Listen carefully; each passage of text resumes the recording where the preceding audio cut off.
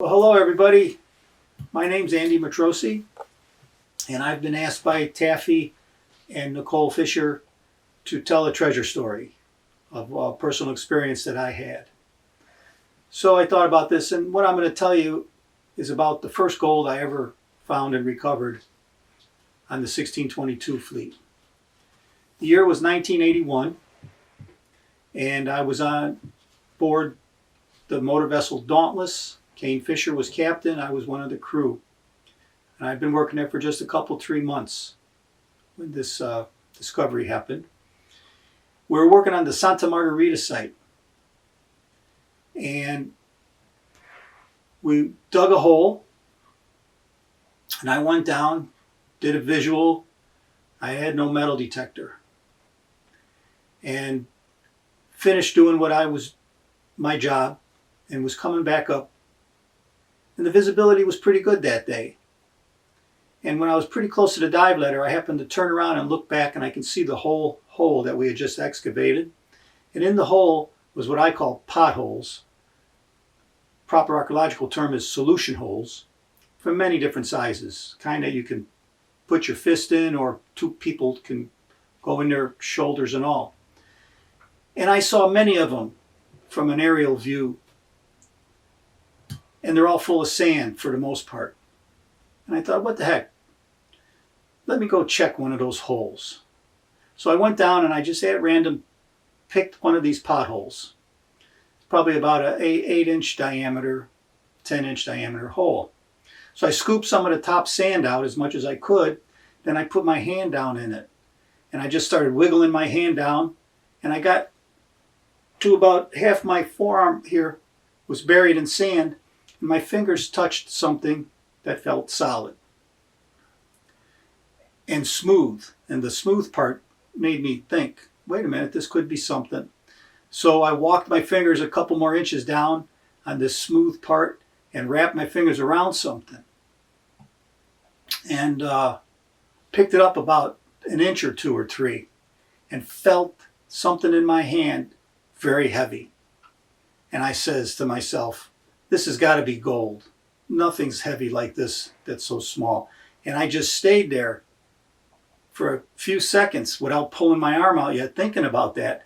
And then I did. I pulled my arm out and the sand went away, and in my hand was a gold bar.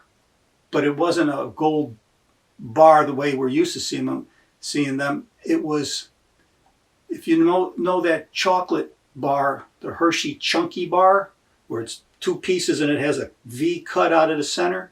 It was that, and it was from the pie that was on the manifest of the Santa Margarita. This piece weighed about 2.5 pounds, and it said there was a 16-pound disc of gold on the Margarita. And in 1980, our D. Leclerc found half of it, half of the pie, I think was 8.5 pounds. And on it is, and there's also been a couple other pieces of the pie found. If you put the whole pie together, there's about 25% of it still missing, still to be found somewhere out there on the Margarita site. And what's so unique about this is the carat markings are on it. It's 23 3/4 carat. 24 is pure gold. And also, it has the King stamp on it, King Philip IV.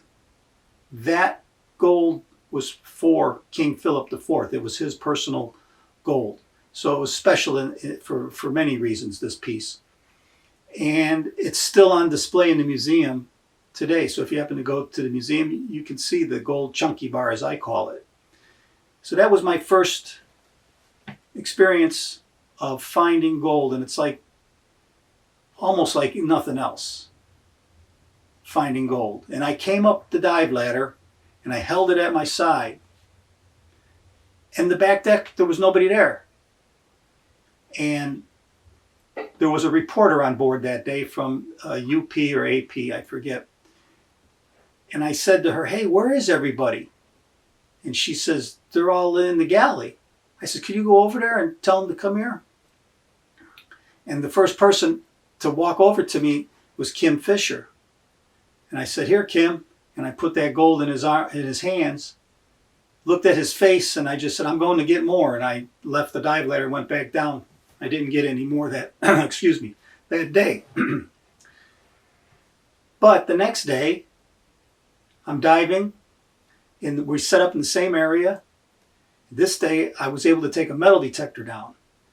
I got a hit in one of those solution holes, pulled up a half of a gold bar, end of a gold bar, about 2 inches. And the diver with me, Chuck Saltzin, he found a wedge of gold, 2-3 inch wedge, about an inch thick. So there you have it. My first personal experience of finding gold from a Spanish galleon underwater. It's like nothing else. Well, there is one other thing that's better than it, but that's a whole nother story. Hope you enjoyed this one. Bye.